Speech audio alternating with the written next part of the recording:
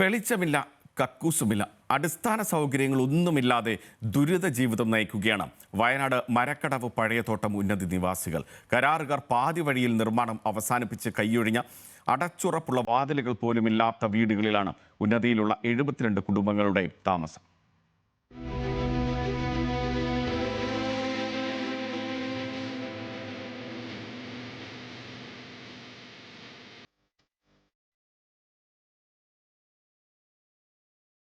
പണിയ അടിയ വിഭാഗങ്ങളിൽപ്പെട്ട 72 കുടുംബങ്ങളാണ് പ്രാഥമിക സൗകര്യങ്ങളൊന്നുമില്ലാതെ ദുരിത ജീവിതം നയിക്കുന്നത്.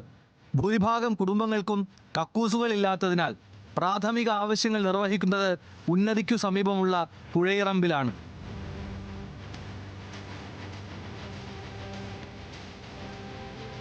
ഇവിടെ 75ഓളം കുടുംബങ്ങൾ ട്രൈബൽ വകുപ്പിലുള്ള അടിയ പണിയ വിഭാഗങ്ങളിലായിട്ട് താമസിക്കുന്നുണ്ട്.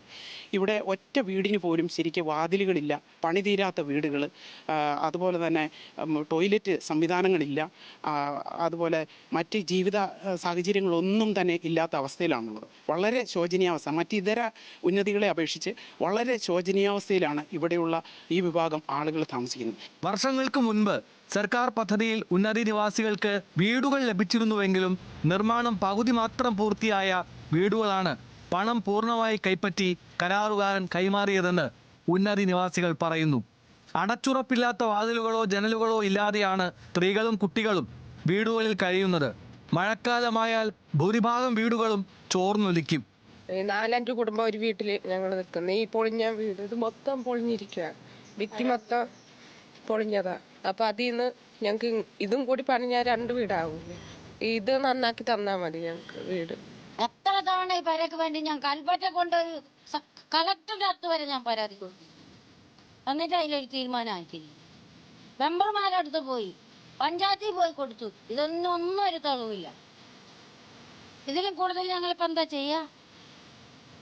ഞങ്ങൾക്ക് ഇപ്പൊ ഏതൊരു വ്യക്തിയോട് പറയാനല്ലേ പറ്റുള്ളൂ. ഇവരെ കഴിഞ്ഞ് പിടിച്ചു മേടിക്കാൻ പറ്റില്ലല്ലോ. അധികൃതർ അടിയന്തരമായി ഇടപെട്ട് ഈ ദുരിതക്കയത്തിൽ നിന്ന് രക്ഷിക്കണമെന്നാണ് ഉന്നതിയിലുള്ളവരുടെ ആവശ്യം. കെട്ടുറപ്പുള്ള വാതിലുകൾ പോലുമില്ലാത്ത പാതി പൂർത്തിയാക്കിയ വീടുകളിലാണ് ഈ ഉന്നതിയിലെ ഭൂരിഭാഗം ആളുകളും ജീവിക്കുന്നത്. പ്രാഥമിക കർമ്മം നിർവഹിക്കാനുള്ള സൗകര്യങ്ങൾ പോലും ഇവർക്ക് അന്യമാണ്. ക്യാമറ പേഴ്സൺ ജിതിൻ ജോസിനൊപ്പം ലിൻഡോ തോമസ്, ന്യൂസ് മലയാളം, വയനാട്.